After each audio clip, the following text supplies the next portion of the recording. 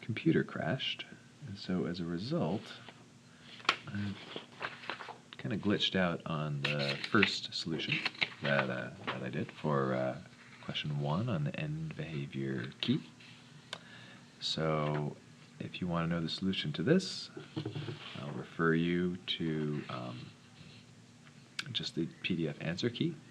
But this is one of the simpler cases of sketching functions, so my hope is that that one didn't provide you with too much difficulty.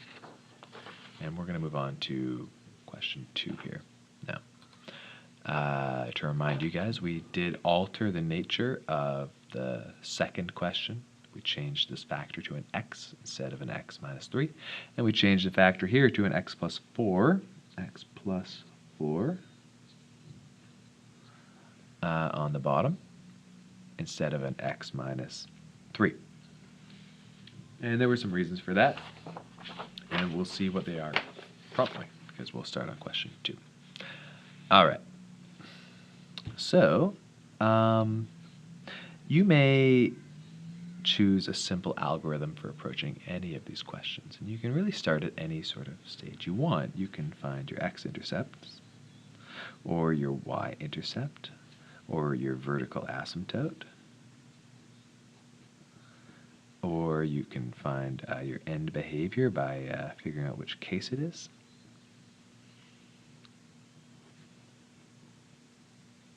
You could actually start just by testing points. However, there are times where it is useful to start in a particular place. Not that you would be in trouble if you didn't start here. But I'm going to start with our vertical asymptotes. And to be honest, I don't think you're ever going to go wrong by considering your domain to start. So we're going to start with our vertical asymptote.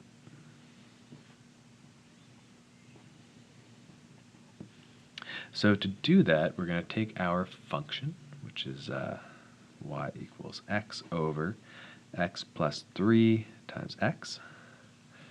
And we're going to say, okay, well, let's say we'll set the bottom, x plus 3 times x, not equal to 0. So what are the domain restrictions here? So I can see that I have two things multiplied together, and together that we have to make sure they can't equal 0.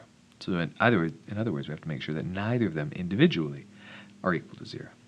So I can say x plus 3 is not equal to 0, or that x is not equal to 0. That's this guy. And in order to make sure x plus 3 can't equal 0, I'm going to say x can't equal negative 3. And so then I have these two domain restrictions. Okay. Now, generally speaking, that will give us a asymptote at each of those places. So I'm going to draw those asymptotes in. Okay.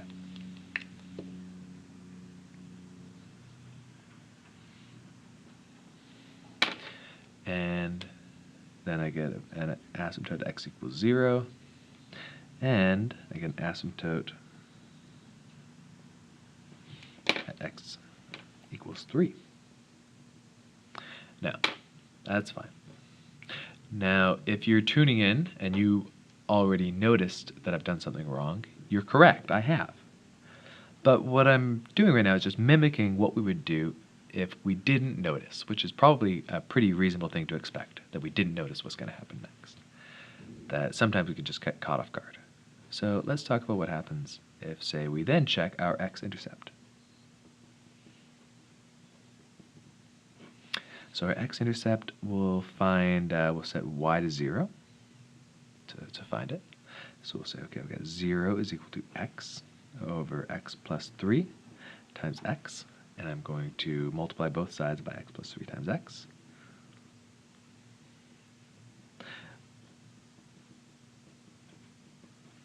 And that has a result of canceling that term out. So we get 0 equals x. So that tells me my x-intercept is at 0, 0. However, that's a problem, Because we just said that x can't be 0. So we have these two conflicting pieces of information. So you may go back and check your math and make sure your math was correct. But we didn't do much sophisticated math. We didn't leave a lot of opportunity for error. Now, nevertheless, it's a good time to go back and check when things seem fishy. And when we're left with this idea that we actually do have some data that says we have a point at 0, 0, and we also have some other data that says x can't be 0, I hope we're going to experience some sort of cognitive dissonance. What's happening? And the reason for this funny business is if we look at our function, we realize we have the same factor on the top that we have on the bottom.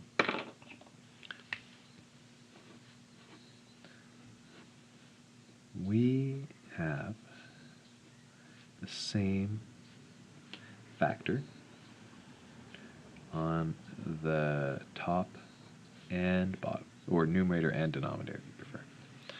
So this is this results in wholes. All right, so got to watch out for those wholes. So what we actually have to do is we have to simplify. I'm going to rewrite the expression down here. Y equals x over x plus 3 times x. And we're going to divide the top by x and divide the bottom by x. So then we get the statement y is equal to 1 over x plus 3. However, we can't lose this domain restriction. X still can't be 0. That's a very big part of the identity of this shape. So we have to still add the fact that x can't be 0. Okay. And then we have to continue along as if this was the function we're graphing. And when we're done, we're also going to go back and make sure we have a hole at x equals 0. So all of this stuff, actually the vertical asymptotes, well, the domain restrictions are fine, but the vertical asymptotes are all wrong. And the x-intercept actually isn't going to work either. So we can avoid doing steps we have to cross out if whenever we're starting with a function, we factor the top and we factor the bottom. In this case, they're already factored. And just make sure there's no factor on the top and bottom that is identical. If you have the same factor, we actually have to go another route. We can't just blindly go through our algorithm. We need to stop and critically examine whether we have a repeat factor on the top and the bottom. Okay. So now we can find our vertical asymptotes.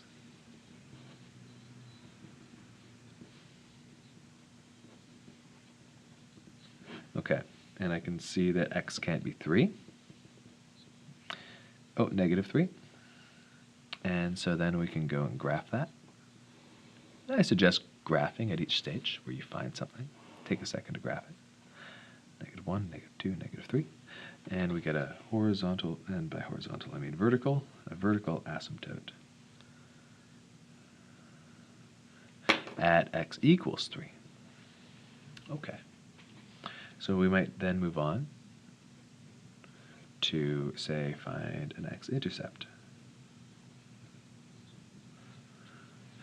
All right. So to do that, we'll set y to 0. 0 is equal to 1 over x plus 3. I'll multiply both sides by x plus 3. And we end up with getting 0 on the left is equal to, these guys cancel, 1 on the right. Huh. This is false. 0 isn't 1. And so any statement that says 0 equals 1 is problematic. So when this happens in an algebra question, this means there's no solution. So what do we conclude from that? We conclude there's no x-intercept. I guess this graph doesn't hit the x-axis. I haven't looked at it yet, but so be it. Okay, so it doesn't hit the x-axis. So therefore, no x-intercept.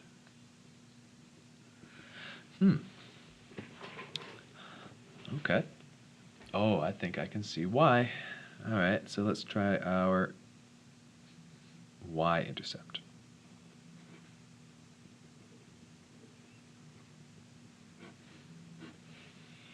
So then we're going to plug in 0 for x, so we get y is equal to 1 over 0 plus 3, which is a third.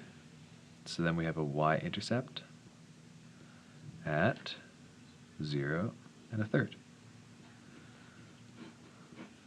So there's 1, we'll have the y-intercept right there. All right. So next we might bother to ask, well, what case is this? And it's the case where the degree on the top is less than the degree on the bottom, because the degree on the top is 0. We have a 0-degree polynomial on the top and a first-degree polynomial on the bottom. So we get an m smaller than n condition. And what does that mean? That means we have a horizontal asymptote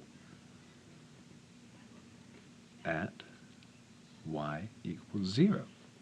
So that's why we didn't have an x-intercept, because our graph is going to approach but never reach that line. Now, it is not always true that a horizontal asymptote means that you have no x-intercepts. It is possible for graphs to pass the y-intercept. It's not possible in the same way for x-intercepts, because these string from domain restrictions, very strict in nature. All right, that's fine. So next we got to test some points. So I'm going to test some x's. I'm going to find their y's. All right, so this is actually going to be pretty simple arithmetic here. So I'll choose maybe a few. Maybe we'll do -5 and -4. Maybe a value really close to the axis here. So that's -3. -3.1, say, just over here. And maybe -2.9, really close there. And I might choose -1. And I'm choosing so many of these because A, we actually don't have very many points. We don't have any x-intercepts. We have one y-intercept. Not a lot of data. And also the math is really easy here. Like at 1 on the top over -5 plus 3, that's -5 plus 3 is -2. So when x is -5, 1, 2, 3, 4, 5, we're already at -0.5. Okay.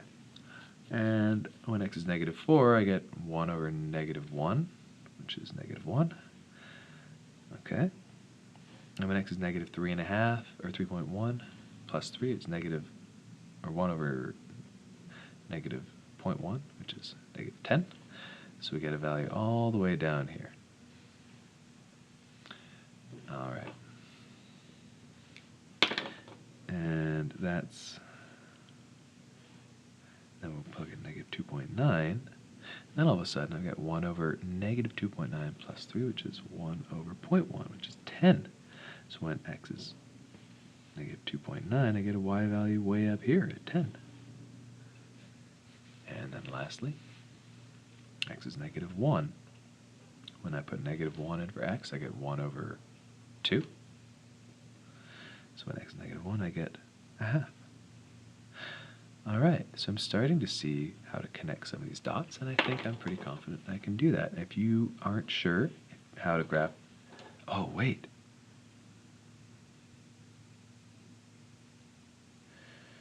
Oh, no. Okay. Did something silly here. And maybe you already noticed that I did something silly. So this is fine. But we're not done, because we had a hole. So we got to go back and add in our hole. And you might have already noticed, and you might have been thinking I'm a big dummy, but if we know that x can't be 0, are you going to have a y-intercept? No, you're not, because x can't be 0. So if that was right, that x could be 0, then we would have a y-intercept here. And it would go through that point. However, because x can't be 0, that is actually going to represent a hole. Oops, that's really watery, gross. Liquid paper, so always shake your liquid paper, I guess, before using it. Oh, it does say shake well right there. Should have read it first. Also, like, it's flammable. Who knew? All right, great. So, unfortunately, I'm going to have to let that dry. Or maybe I can creatively draw a hole all the way around it. A big, stupid, giant hole. And then we'll label that. That is a hole at 0, 1/3. And that's because x couldn't be 0. I'm not a big fan of that. Let's see if I can dandy that up a bit.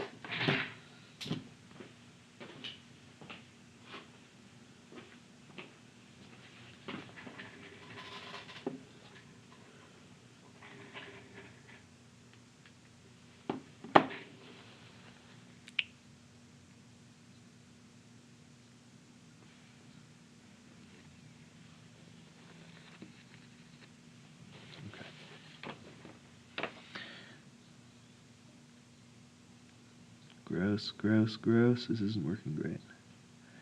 Alright, that's what a hole should look like. Alright. Okay, so we had a question with a hole in it, which is actually, you may recall, why we edited the question in the first place, to give us a hole so that we could stay on our toes. Okay, that could have been worse. Could have been better, though, because I could have noticed that a little earlier. Alright, so let's move on to question 3.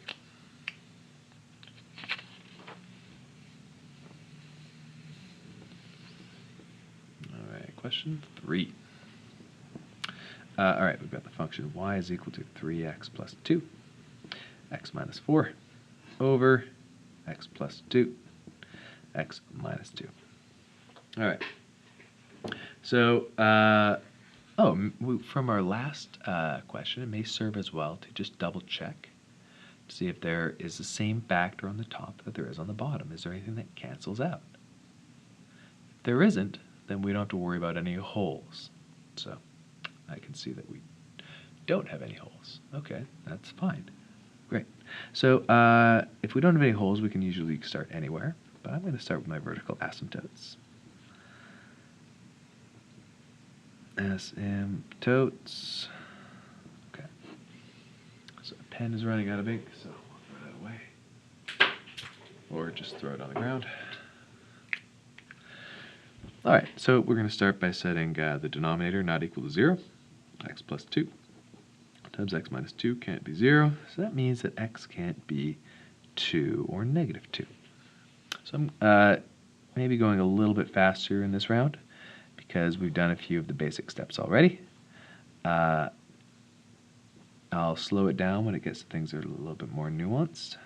But just in the interest of not having this video be an hour long, I'll be speeding it up here. Okay, so there are our asymptotes. X equals negative 2 and x equals positive 2. All right, great. So let's move on. We'll find some intercepts. Let's find our y-intercept. So we'll plug in 0 for x. So y is going to be equal to 2 times negative 4 times 2 times negative 2.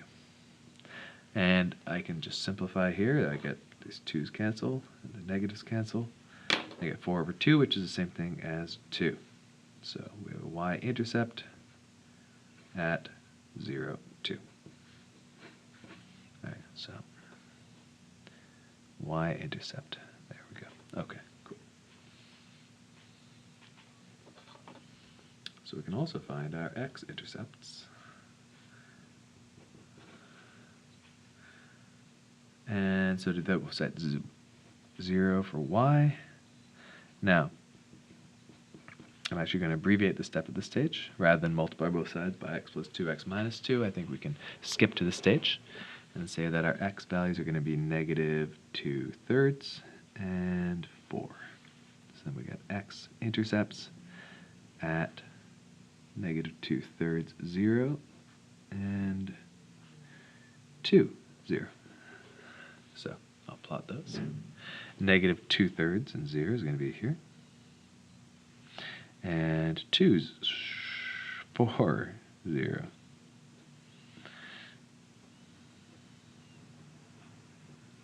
All right. Okay. Next, we should probably move on to our end behavior, which cases this. And you can see that we have a second degree polynomial on the top and a second degree polynomial on the bottom, which means we have this m equals n, m equals n case, where the degree on the top is equal to the degree on the bottom, the second degree. And so that means we're going to look at the ratio of leading coefficients. However, to do that, we need to expand these guys to find out what our leading coefficients are. Now, you might actually feel pretty comfortable looking at this and seeing them, and that's fine. If you're not sure, you can take a second to multiply them through. You get 3x squared plus 2x minus, so it's negative 12x. Wait, plus 2 minus 12 minus 10x. Doesn't actually matter what these numbers are. I don't know why I'm bothering with that part. X squared minus 4. And so we have these leading coefficients of 3 and 1. So that gives us a value of 3, which means we have a horizontal asymptote at y equals 3. Okay. So that means we have 1, 2, 3, and we have a horizontal asymptote here. Okay. So that's kind of funny. Let's see if we can find out some more information here. So I'd say this is a situation where we're going to need to test quite a few points. So I'm going to suggest we try quite a few points. So I think, first of all, I don't know any points on the left here. I have a theory that there are going to be points up here, but I'm not sure. So I'm going to choose negative 3, negative 4. Maybe I'll skip negative 4. Negative 3 and negative 10.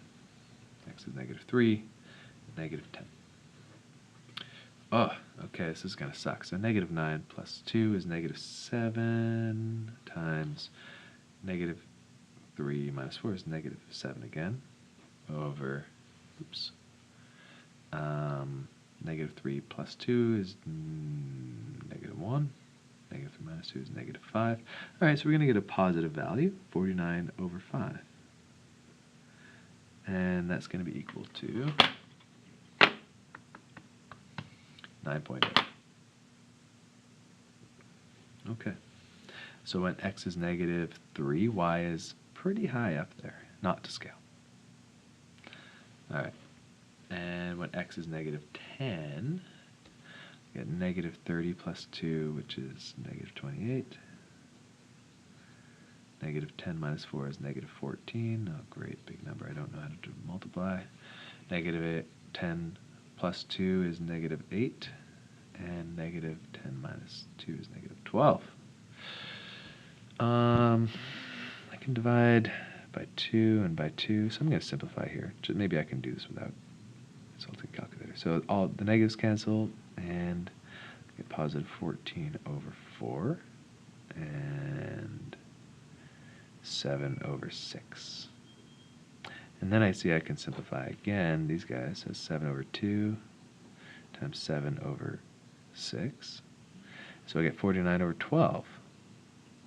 It's weird I got 49 again. I wonder why that is. 49 over 12. 4.0. Really? Okay. So when x is negative 10, oh, right, it should be above 4. All right, so 1, 2, 3, 4, 5. So out here, we're going to get something 4.08. 0.8. All right.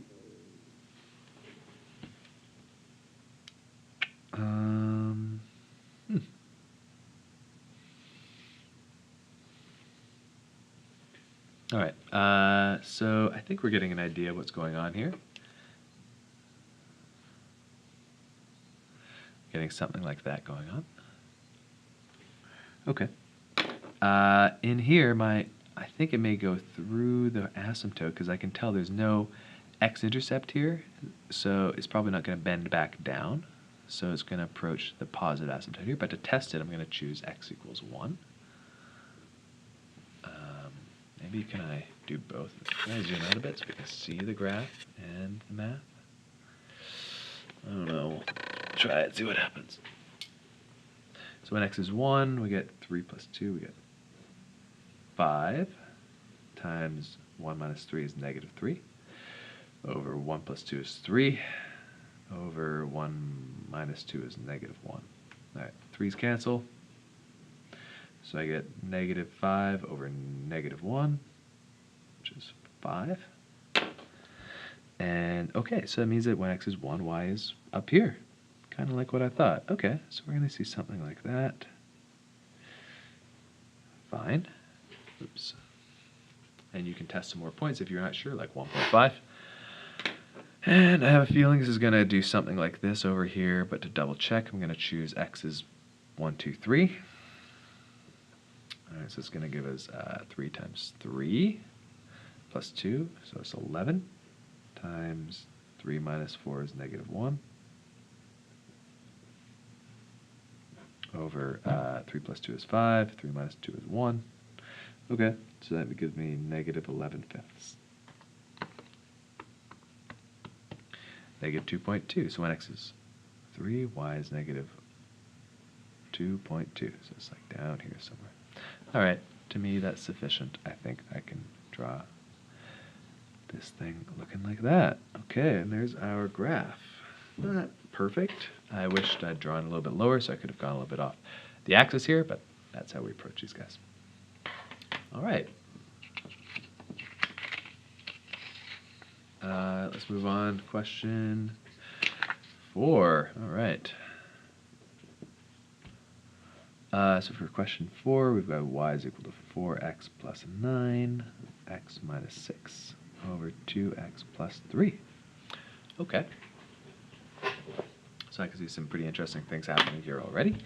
Let's start with our y-intercept.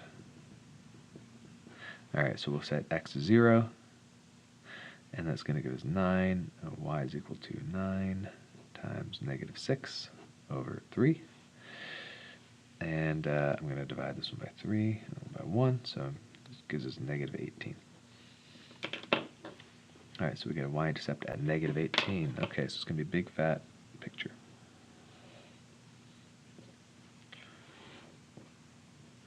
All right, so I'll try and represent that 1, 2, 3, 4, 5, 6, 7, 8, 9, 10, 11, 12, 13, 14, 15, 16, 17, 18. And I like to draw my 5s a little bit bigger so it helps me orient myself. All right, let's try x-intercepts. And so set 0 equal to 4x plus 9 times x minus 6. So we got x-intercepts at negative 9/4 and x 6. So x can be 1, 2, 3, 4, 5, 6. So we get an x-intercept at 6. And negative 4/9 is like negative 2 1/4. So somewhere like there. Okay. So those are our first few points. We should probably find our vertical asymptote.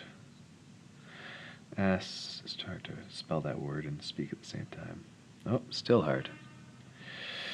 Asymptote. Okay, great. Sorry, guys.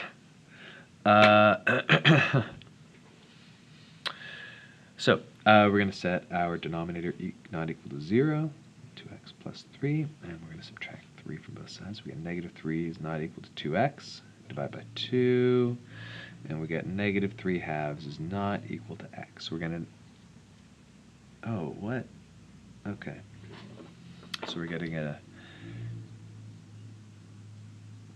horizontal asymptote at x equals negative 3/2, or negative 1.5. All right. So what about our end behavior? Which case? Okay. So this looks like we have a degree 1 higher on the top than we do on the bottom. It's a second degree on the top, first degree on the bottom. This is a case where m is equal to n plus 1. So in this case, we need to do long division.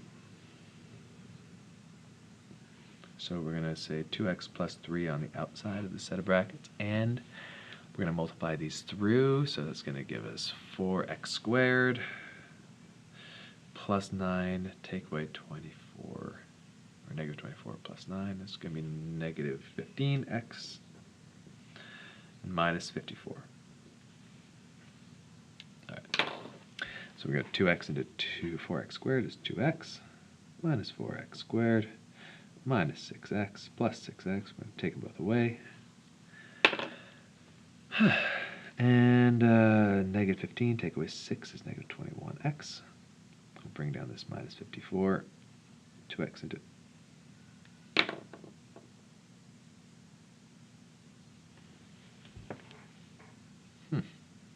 Did I write this down wrong? Okay. Well, that's interesting. How many times is 2x going to negative 21x? Wait a second. Have I done this wrong?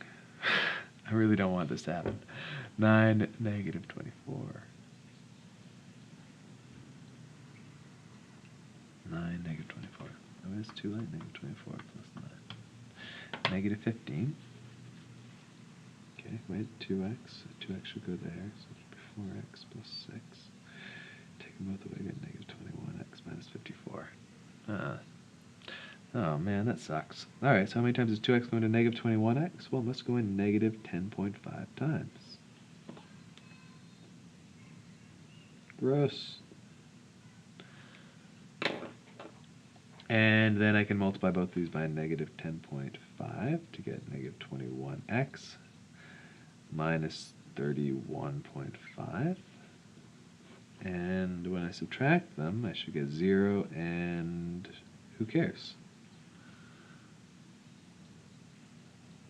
Because we don't actually care if the remainder is there. So, not really a problem of ours. Okay, so this tells us that we get this line, y equals 2x minus 10.5, which means we have a slope equal to 2 over 1, and the y-intercept at negative 10.5. Wait. Something is wrong here, because that's not the same as the y-intercept we found. Oh, thank God. Something's wrong. Negative 54 divided by 3. Okay, that's right. Okay, so something's wrong. I screwed up somewhere.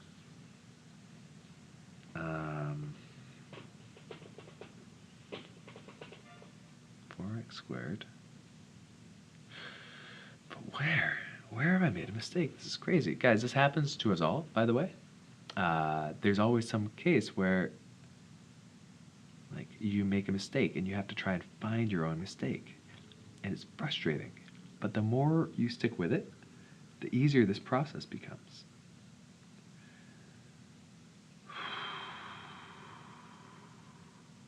Okay. It can make you want to stop.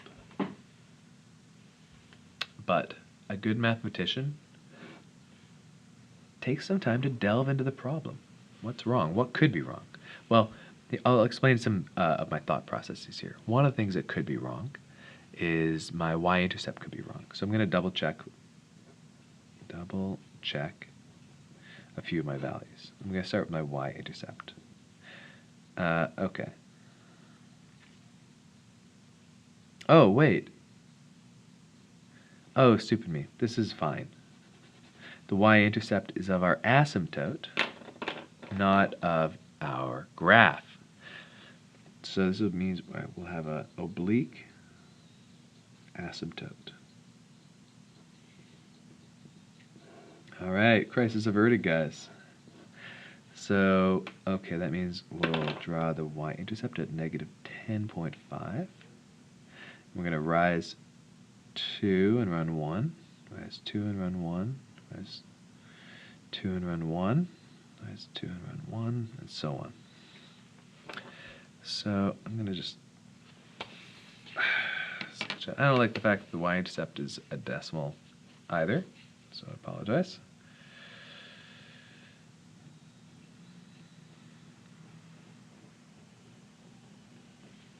Okay, so there's one of our asymptotes. I'm going to label that asymptote. The line y equals 2x minus 10.5. Okay.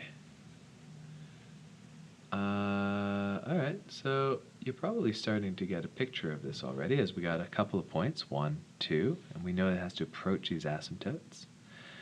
However, maybe we'll try to plug in a value like let's test some points. So I'm going to choose a value like 10 for x,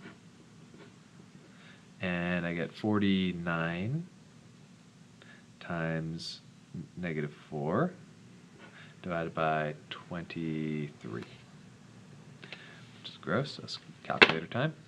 49 times negative 4 divided by 23, and you get negative 8.5.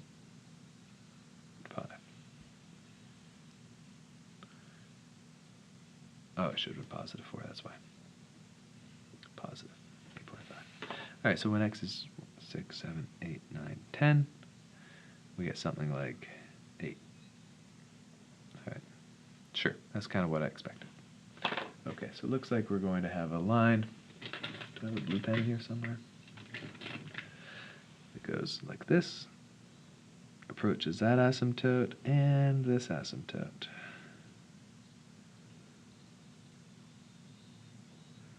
Yeah.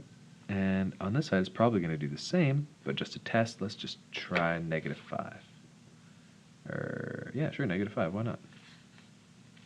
So we get negative 20 plus 9 is negative 11. So we get negative 11. Negative 5 minus 6 is negative 11 again. And negative 10 plus 3 is negative 7. So it's 121 over negative 7.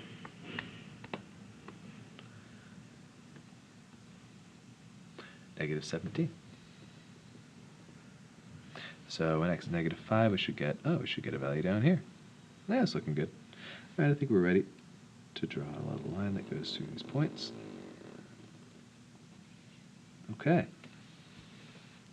Sort of reminds you a little bit of hyperbolas, huh? All right. Let's just move on to question 5. All right. So this one's a little bit more straightforward. So I'm going to just kind of go quickly through this one. Please ask me if you have any further questions. So I'm actually going to sort of expedite the process. So first of all, double check there's no factors on top and bottom that cancel. So I'm going to go to my vertical asymptote. And I say, oh, I've got a vertical asymptote at x can't equal 1. So I'll start there.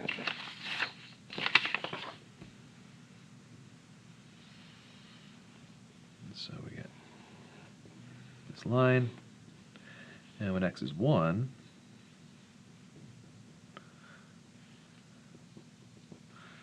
then, well, x can't be there. All right, so next we'll find our x-intercept. And so it'll be 0 is equal to 2x plus 1 times 3x minus 5. We're going to get x-intercepts at negative 1/2 and 5/3. So as x is negative 1, so negative 1/2 is here. 5/3 is in between 3/3 and 6/3, so it's right here. We'll find the y-intercept by setting x to 0, so we get 1 times negative 5. Negative 5 over negative 1 times negative 1, which is 1.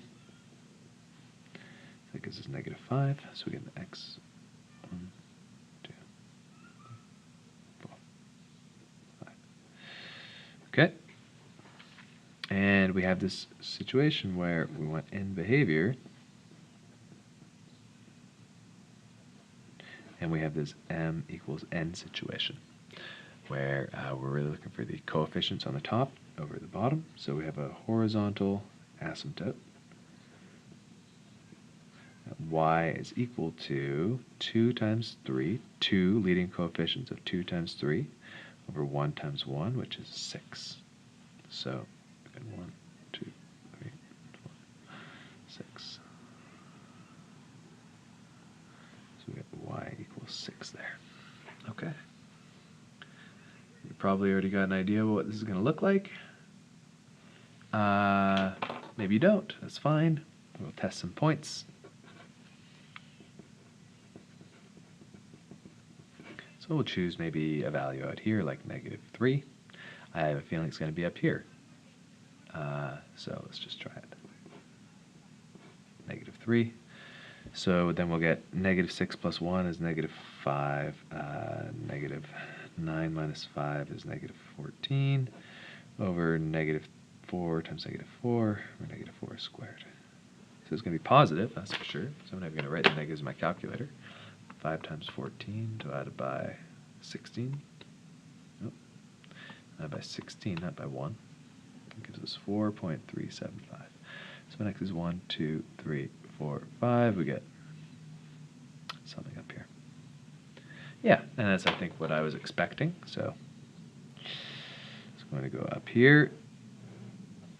And this one, I notice there's a point already down here. And we saw before that when we get the same root somewhere, we often get, instead of things being on opposite sides of where the asymptotes meet, they end up being on the same side. That's not always going to be true, but it turns out to be fairly consistent. So we shouldn't be too surprised when things start to look a little weird. So I think it's going to do something like this. So to test that, I'm going to choose x is 1, 2, 3, 4, 5. Let's choose x is 5. And if it's up here, I'm just going to sketch it in. 5, and then y is 10 plus 1 is 11, times 15 minus 5 is 10. 110 over 4 times squared, which is 16. So 110 over 16. 6.875. So 1, 2, 5. I get.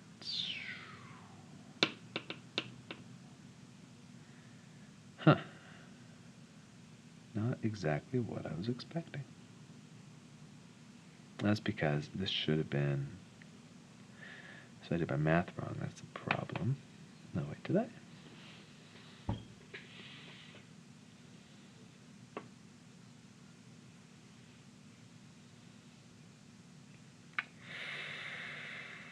Okay. So I'm just going to double check my math here. X is 5. I get 11 times 15 minus 5 is 10. Divided by 5 minus 1 is 4. And divided by 16. Hey, I get a value actually above my x-intercept. Okay, that's why we test points. 1, 2, 3, 4, 5. Should be actually up here somewhere. How interesting. So maybe we have some sort of situation like this. That makes me want to test some more points. So it makes me wonder about 3. So 6 plus 1 is 7. 9 minus 5 is 4. 2 squared. Oh, so those cancels. It's going to give us 7. So when x is 3, y is actually 7. Interesting. Makes me wonder what it is when y is 2, or pardon me, when x is 2. 2, we get 5 times 6 minus 5 is 1, over 2 minus 1, which is 1 and 1, so we get 5. So that means when x is 1, y is 1, 2, 3, 4, 5. Okay, so it looks like we're getting some sort of snaking down situation. I'm going to check 6 and make sure it's closer to the asymptote than this one. X is 6. And I get 12 plus 1 is 13. 18 minus 5 is 13 again. And 6 minus 1 is 5, so we get 25 on the bottom. So 13 over 5 times 13 over 5, or 169 divided by 25. 6.76, which is closer. So when x is 6, I get a value a little bit closer. All right, so it's a little funky, this little curve, but looks like it approaches this asymptote and jumps up, passes over the x-axis, or the horizontal asymptote, and then approaches it from above. Okay, pretty weird. Okay, last one. So we'll do question 6. So we'll take the y equals x times x plus 2 times x plus 4 divided by, and you might remember we changed our bottom value to x plus 4, and there was a reason for that. All right. So step 1 is we should look at our, so you might notice that we have the same root on the top and the bottom. So we should actually cross those guys out. So I'm going to make a note about that, so the answer key has a note about it. We have x plus 4 as a factor in the numerator and denominator. So we're going to cancel them out. So actually, we really get the function y is equal to x times x plus 2, but x can't be 4, negative 4. Oh, okay. Well, what's interesting here, how do you graph that? Well, that's a parabola. That's y equals x squared plus 2x. We have a couple of ways to factor this. We can start with the x-intercept. So there's no vertical asymptote, it turns out. So we'll try and find the x-intercept. To do that, we'll set y equal to 0. Equals x times x plus 2. So that means we get x values of 0 and negative 2. Okay. Oops, that's a terrible y-axis. And so we get x value at 0 and x value at negative 2. Okay, how about a y-intercept? Well, I don't need to find a y-intercept because we just found that it hits the x-axis at 0. So we don't need to find the y-intercept. We know that it can't be at negative 4. So there's a hole. Make a note about that so we don't forget it. Somewhere, wherever it hits the graph, we're going to put a hole there. Okay. So say I want to know some more points. So I don't need any n behavior because this is not a rational function. This is anymore. This is a parabola. So it's upward facing. I know that. So I'm going to test some points. So I'm going to choose x equals, let's say, negative 1, 2, 3, 4, 5. And y. So x equals negative 5. When x is negative 5, we get 25 plus 10, 35. When x is negative 3, we get 9 minus 6, so we get 3. So x is negative 3, we get y of 1, 2, 3. Okay. Maybe when x is negative 1, let's try that. X negative 1, we get 1 minus 2, which is negative 1. So the vertex is down here. And I can see that parabola pattern. Over 1, up 1, over 1, up 1, 2, 3. Then next we go over 1 and up 1, 2, 3, 4, 5, right? And so it should be something like up here. However, it would be a hole, not a dot. And I go over 1, up 3, over 1, up 1, 2, 3, and so on. And we can see our parabola occurring. So this is great. Except we have a hole at negative 4. And whatever I would get normally, 16 minus 8, so at 8. and that's because x can't be -4. Other than that, that's our graph. Done.